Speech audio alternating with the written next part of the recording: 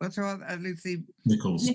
Nichols, sorry, I can't see my thing, here to speak to us tonight. Thank you so much, Lucy, for coming along. It's really, really useful to hear what's going on across the country.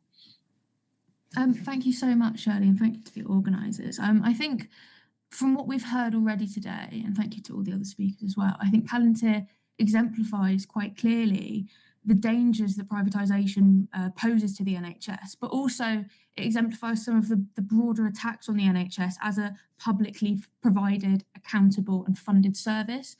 I probably don't need to go into too much detail about the crisis our NHS is in, but we are in obviously a situation of immense gravity.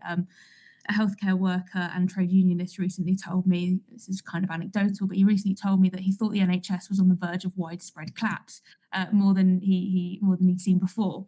We have a staffing crisis. We have the lowest rates of hospital beds out of any comparable country. We have 2.4 beds per 1,000 people. Waiting times are still incredibly high.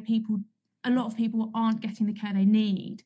And it's important that we talk about the fact that this hasn't happened out of a vacuum. We've seen a huge erosion of our NHS as, unfortunately, successive governments from different political parties have undermined the premise that it ought to be a public service, which is the premise it was founded upon.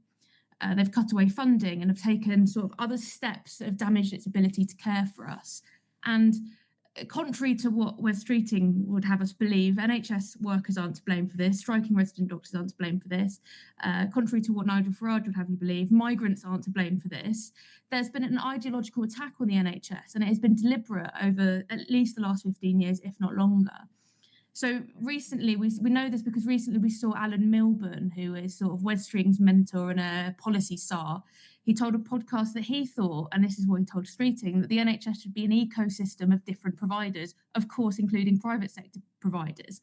So there's absolutely no denying that allowing private companies into the NHS to make profits from it has been deliberate and has helped us move towards a situation we are in today where the NHS is in crisis. And I think this ties quite nicely into what Palantir is, and we've spoken already about how evil Palantir is and the kind of work it does, because obviously there are some huge ethical issues with Palantir being allowed into the NHS, and this is something that our branches, comp branches in Leeds, Manchester and Hackney have worked around, as we've already heard.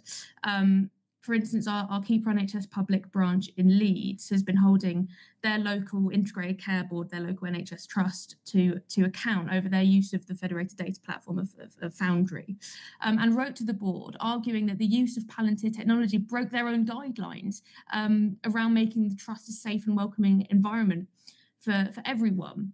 And hopefully the Leeds branch will keep holding them to account and be able to bring in other people in doing so. But the decision, for instance, by Greater Manchester to hold off sort of adopting Palantir's service shows that it's an option, actually, that we should be campaigning for more ICBs to do that. And I think that's what other speakers have mentioned. But there's obviously, as we've seen tonight, and as we've seen from our campaigns around the country, there's obviously a really strong level of resistance here that we should be encouraging and building upon.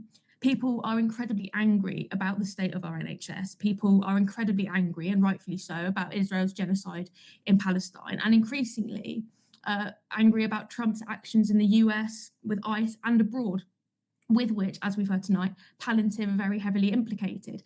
And there's also the fact that the people in charge of Palantir are incredibly right-wing. The UK head is called Louis Mosley. Yes, the grandson of Oswald Mosley is in charge of Palantir in the UK. And I think that says a lot about the kind of company this is. So obviously, when we have the government allowing a company like Palantir to take part in the undermining of our NHS, as unethical as it is, this is something that we need to oppose.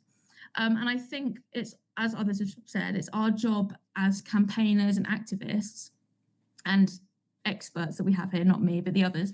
It's our job to encourage people to broaden it out a little bit and join the dots. You know, Palantir is not the only private company that's profiting off our health. And it's not even the only company linked to Israel that's profiting from the NHS.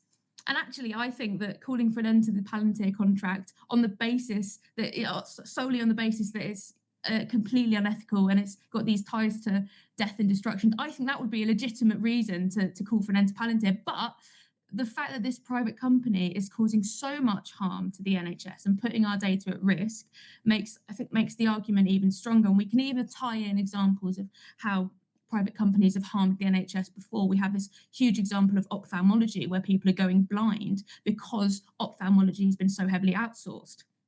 So I think we need to call on Palantir, obviously, to be kicked out of the NHS. But in doing so, we need to make the argument that we would all be safer if no company were allowed to make a profit from the NHS.